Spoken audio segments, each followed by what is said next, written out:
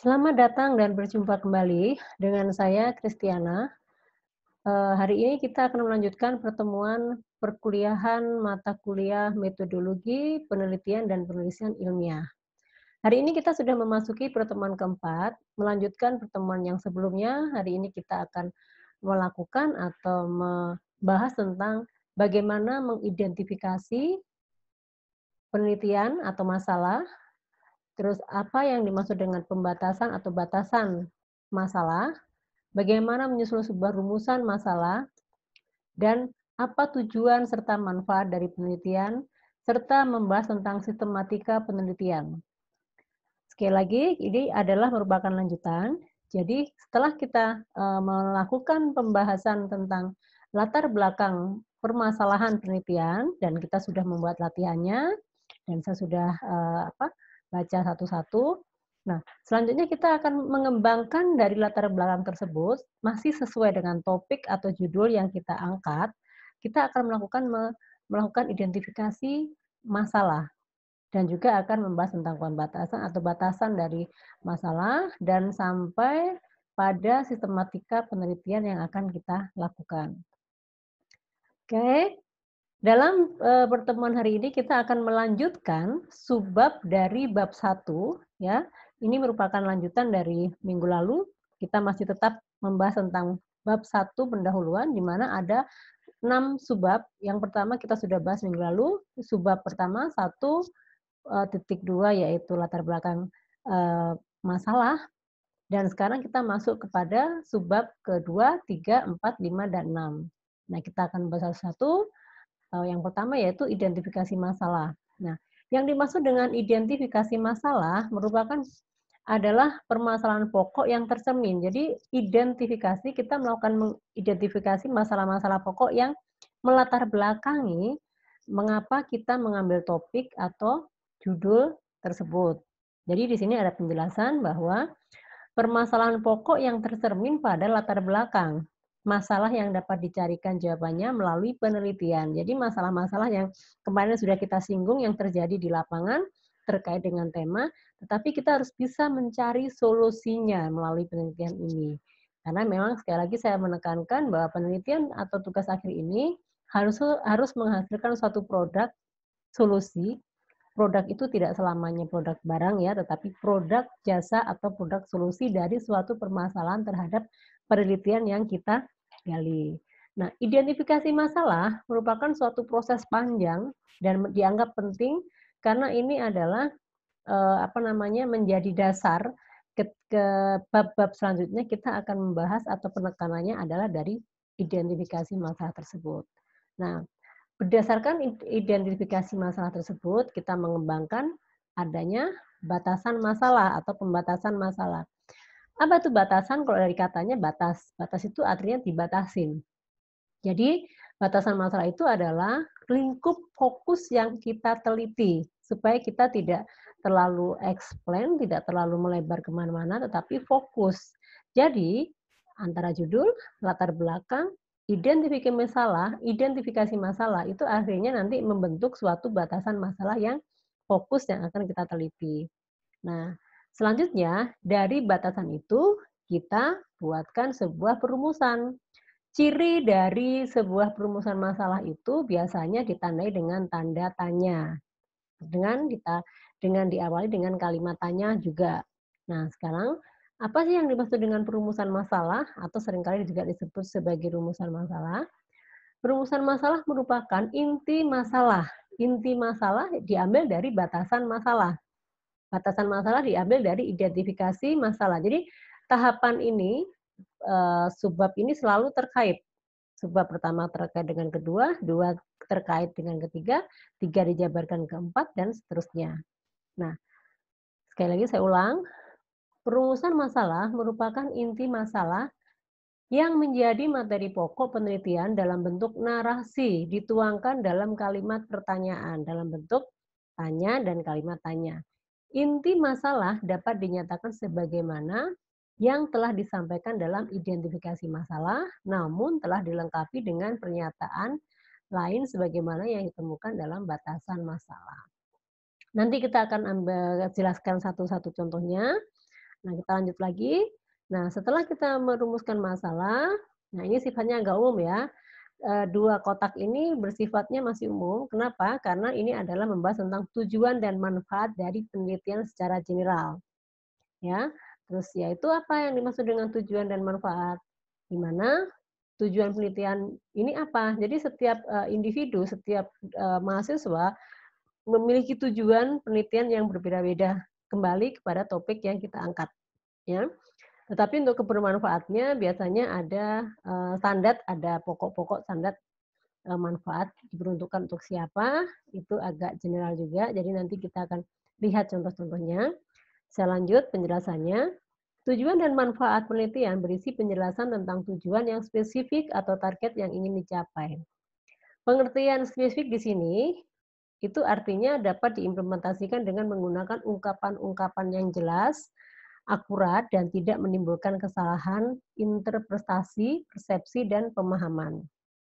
Nah, yang terakhir, ini juga masih bersifat umum dan biasanya general sekali, yaitu tentang sistematika penulisan. Apa yang dimaksud dengan sistematika penulisan?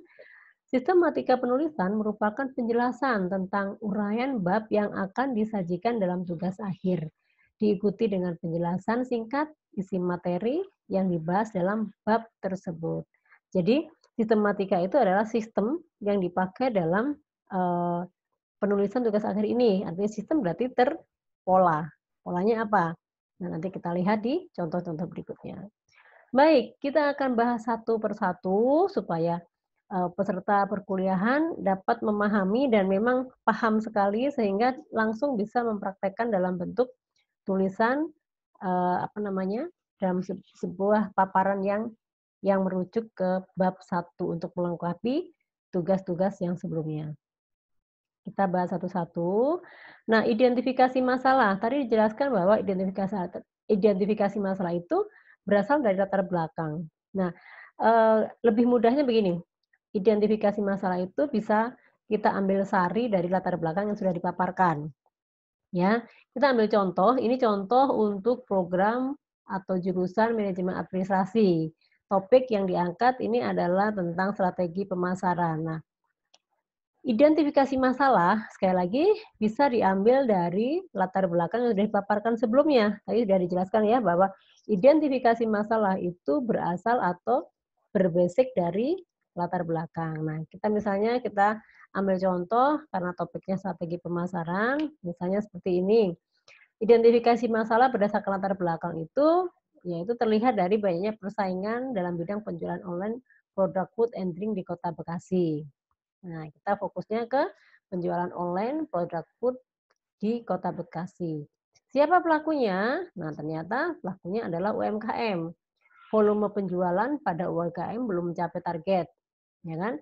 Jadi di latar belakang sebelumnya dijelaskan bahwa penjualan produk online, ya baik berupa makanan dan minuman yang dilakukan oleh UMKM, ya kan? Itu semakin pesat persaingannya. Itu yang pertama. Yang kedua, nah, dengan pesatnya persaingan itu, ternyata data yang disampaikan di bab sebelumnya itu menunjukkan bahwa volume penjualan pada UMKM belum mencapai target. Artinya, walaupun UMKM itu usaha menengah, ya, kecil, itu banyak dikelola oleh masyarakat, tetapi dengan persaingan penjualan online tersebut, maka penjualan yang dilakukan oleh kelompok UMKM itu tidak mencapai target atau belum, ya. Nah, selanjutnya, karena ini berada di Kota Bekasi, identifikasi masalah yang muncul itu apa? Oh, ternyata UMKM Kota Bekasi kurang memperhatikan aspek promosi dan pengiklanan. Mereka menganggap bisnis itu ya hanya untuk usaha kecil menengah saja, ya. Nah, ini adalah kasus identifikasi masalah yang ditemukan di lapangan. Nah, kenapa kok judulnya strategi marketing atau strategi pemasaran? Ya karena tadi ada penjualan online dan persaingan ketat, sementara penjualan tidak meningkat, dan ternyata setelah dibaca latar belakangnya, dijelaskan bahwa terang saja atau jelas kalau memang penjualannya tidak mencapai target karena UMKM di Kota Bekasi tidak memperhatikan aspek promosi. Nah, banyak sebab yang, terjadi kenapa kok, UMKM tidak mencapai target karena tidak menggunakan aspek promosinya dalam beriklan, ya kemungkinan dari pengetahuan, kemungkinan dari keterbatasan, dan sebagainya. Nah, ini masalah umum. Sehingga dari masalah umum ini perlu diambil sebuah sebuah perumusan masalah, ya. Nah, ini adalah contoh di program jurusan administrasi, manajemen administrasi. Nah, bagaimana dengan yang sekretaris? Ini, mohon maaf kita hanya mengambil satu contoh saja, tetapi nanti yang jurusan atau, kompetensi lainnya juga kurang lebih seperti ini contohnya. Nah, kita ambil contoh juga yang untuk jurusan sekretaris.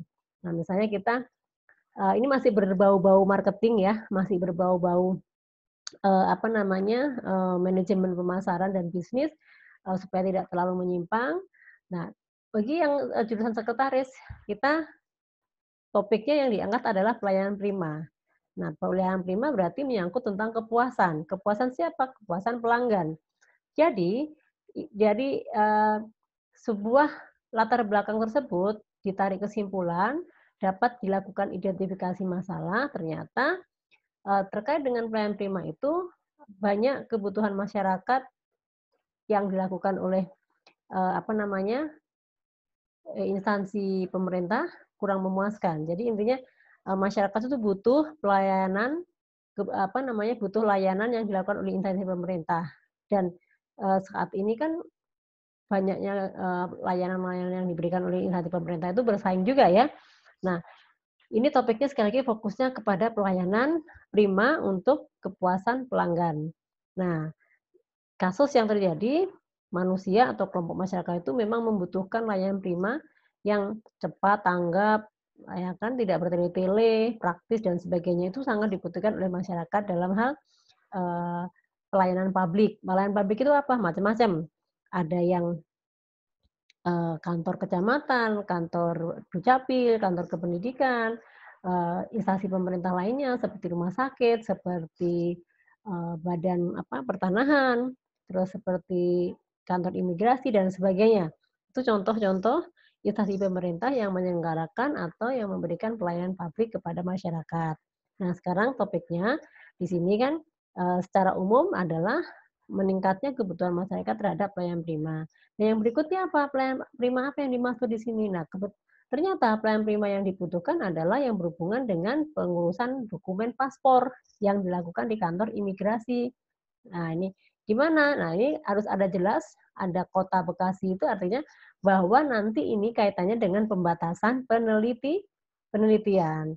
Jadi harus spesifik, harus, apa namanya, mengerucut supaya kita datanya tidak kesusahan dalam mendapatkannya. Dan kenapa dibatasin juga? Karena melihat waktu, melihat ruang, dan juga melihat apa namanya, eee, data-data yang terlalu kompleks, maka perlu dibatasi supaya data yang kita butuhkan perlu. Nah, ternyata dari identifikasi masalah itu juga muncul masalah pelayanan yang terjadi di, instansi pemerintah, misalnya dengan, adanya atau kurangnya sosialisasi dan komunikasi pada kegiatan layanan pada kantor imigrasi. Nah, ini identifikasi masalah secara umum. Nah, kalau kita spesifikkan, kembali lagi masuk kepada pembatasan, tadi adalah identifikasi, nah sekarang kita masuk kepada pembatasan.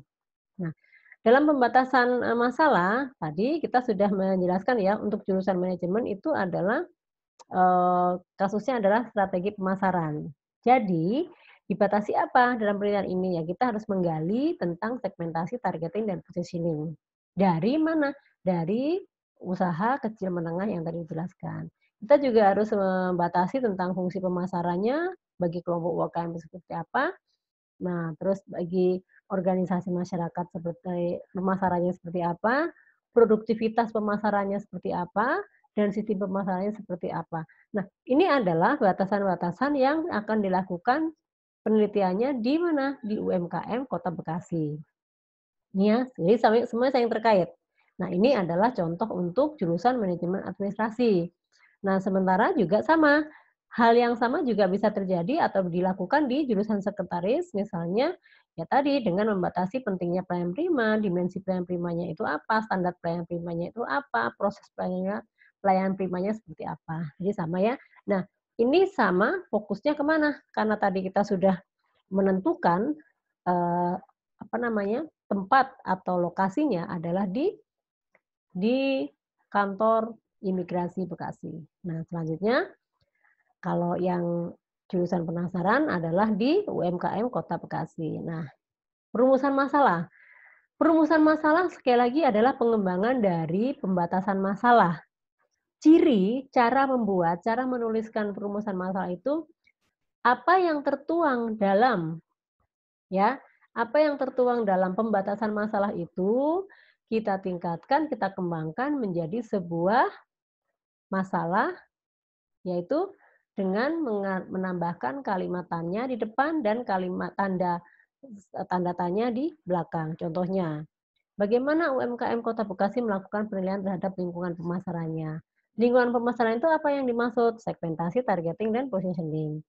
Nah, yang kedua, bagaimana strategi pemasaran yang dilakukan oleh UMKM?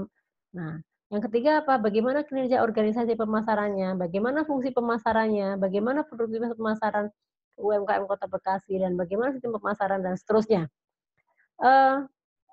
Saya tekankan, saya sampaikan bahwa di sini tertera banyak sekali perumusan masalah. Ini hanya contoh. Ini contoh. Setiap penelitian berbeda-beda.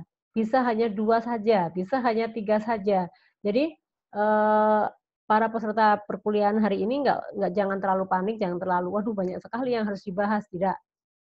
Semua tergantung dari masalah. Apakah boleh 2? Boleh. Apakah 1? Boleh gitu kan.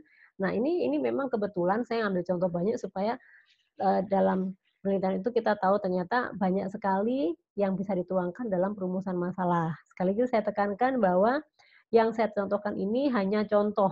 Contoh yang tidak selamanya harus ada 6 poin atau 6 perumusan masalah, tidak. Bisa 2, bisa 3, bahkan lebih dari 6 juga boleh, mau 10 juga boleh. Nah, itu sekali lagi kembali kepada kemampuan penelitian dan juga data yang didapat oleh pelaku atau peneliti. Nah, jadi jangan panik dulu, tapi minimal kita tahu bahwa ternyata perumusan masalah itu bermacam-macam gitu ya. Nah, begitu juga untuk yang jurusan sekretaris juga sama halnya terkesan kok banyak sekali gitu ya. Tidak, ini hanya contoh. Melebihi juga boleh, berkurang juga boleh. Sekali lagi ini contoh karena topiknya bermacam-macam. Seperti juga yang kemarin saya jelaskan, topik di manajemen itu kita memiliki ada banyak ya, ada pemasaran, MSDM, ada project, ada logistik, ada maintenance, ada kewirausahaan, ada ekspor impor dan lain-lain dan sebagainya ya. Nah, setelah kita membahas perumusan masalah, kita berlanjut kepada tujuan penelitian. Ya, ini juga sama. Ini sangat mudah membuatnya. Jadi sangat mudah dari mana? Dari rumusan yang sudah buat. Kalau di rumusan permasalahan itu kita tandai dengan kalimat tanya, kata tanya di awal, bagaimana, bagaimanakah, dan diakhiri dengan tanda tanya di belakang, seperti ini, ya kan? Seperti ini. Nah, di sini ada tanda tanya di belakang, di sini ada kalimat tanya di awal. Nah, untuk tujuan sendiri, kita cukup menghilangkan kata tanya dan tanda tanya. Nah, ini ada yang kelewat ya. Yaitu tujuan penelitian adalah untuk mengetahui. Kalau tadi kan bagaimana? Nah, bagaimana itu diganti untuk mengetahui. Nah, untuk mengetahui penilaian UMKM Kota Bekasi terhadap lingkungan pemasarannya. Sama kan dengan perumusan masalah.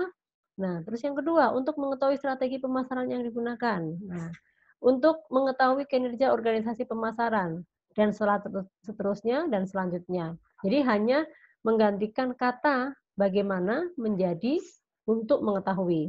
Nah, itu adalah contoh bagaimana kita membuat suatu tujuan penelitian. Ya, contoh membuat tujuan penelitian.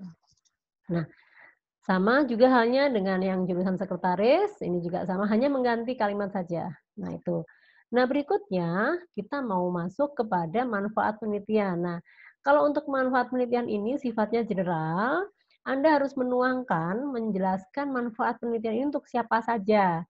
Di sini, untuk program Diploma 3 Universitas Bina Insani itu sudah menetapkan 4 kegunaan atau manfaat penelitian itu bagi siapa saja ada 4. Pertama, pembaca, kedua bagi organisasi atau perusahaan, yang ketiga adalah bagi universitas atau institusi bina insani sendiri, dan terakhir adalah manfaat penulis. Apa yang dituliskan di sini, bagi pembaca tentunya memberikan dampak positif, memberikan pengetahuan, memberikan wawasan terkait dengan topik atau konsep-konsep atau implementasi dari teori serta hasil penelitian di lapangan. Anda bisa menjelaskan seperti itu dengan bahasa atau dengan gaya kemampuan Anda menuliskan tersebut. Nah, bagi perusahaan bagaimana? Nah, tentunya memberikan dampak positif juga terhadap perusahaan, memberikan dampak positif itu memberikan masukan atau memberikan solusi bagi perusahaan di mana penelitian dilakukan. Nah, itu silakan Anda menuangkan, mengeksplor kalimat itu dengan sesuai dengan EYD ya, harus sesuai bahasa ilmiah. Bagaimana manfaat penelitian itu bagi perusahaan? Ya tentunya nanti kan kita akan diketahui bahwa ada masalah, ada gap, dan Anda memberikan solusi. Nah, itu bisa dijadikan sebuah manfaat bagi perusahaan. Nah, manfaat bagi universitas apa? Ya tentunya menambah literatur kajian atau penelitian dari dosen dan mahasiswa yang dilakukan oleh mahasiswa atau calon alumni Bina Insani. Nah, bagi penulis sendiri, apa manfaatnya? Ya, silakan. Bagi Anda apa manfaatnya? Nah, saya ambil contoh misalnya. Manfaat penelitian bagi penulis tentunya menambah pengetahuan, membuka wawasan tentang implementasi teori, konsep, dan apa namanya, penelitian yang dilakukan di lapangan terhadap dan bisa memberikan solusi bagi banyak pihak. Nah, itu adalah manfaat bagi penulis. Nah, silakan, setiap orang akan berbeda-beda. Jadi yang sifatnya umum ini ya saya tidak bisa mengejar dalam arti ada standarnya harus seperti apa, tetapi ini adalah bebas tetapi harus sesuai dengan ketentuan. Jadi ada 4 manfaat penelitian yaitu bagi pembaca, perusahaan, dan universitas serta penulis. Yang berikutnya, di bagian akhir itu, kita akan membahas tentang sistematika penulisan. Ini juga agak mudah, jadi teman-teman bisa melakukan atau bisa langsung menyusun. Nah, sistematika penulisan ini adalah hanya memaparkan dalam TA ini sistematikanya apa, bagaimana. Nah, itu dijelaskan bahwa sistematika isi dari penulisan tugas akhir ini adalah terdiri dari 5 bab. Inti ya, 5 bab inti. Cover, lampiran, daftar isi, daftar gambar tidak dimasukkan dalam inti. Itu hanya pelengkap. Tetapi kita akan paparkan intinya apa sih? Inti dari tugas akhir yang kita susun itu seperti apa? Nah ini, jadi kita akan menjelaskan misalnya sistematika penulisan pada tugas akhir ini adalah terdiri dari 5 bab, yaitu sebagai berikut. Bab 1.